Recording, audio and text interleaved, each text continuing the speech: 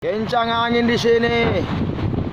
Angin puting beliung menerjang sejumlah lapak pedagang yang berada di lapangan sepak bola Lari Gau, Kecamatan Galesong, Kabupaten Takalar.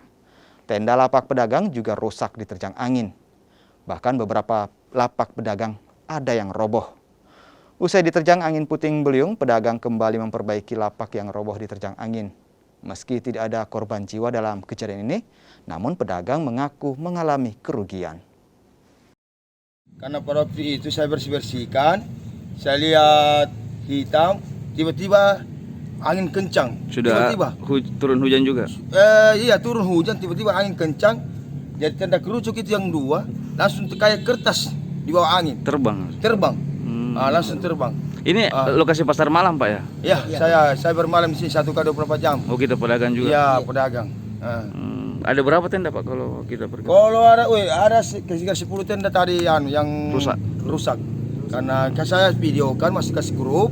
Akhirnya yang punya itu datang membenahi kembali dia punya tenda. Tapi kalau untuk korban jiwa enggak ada? Oh, enggak ada.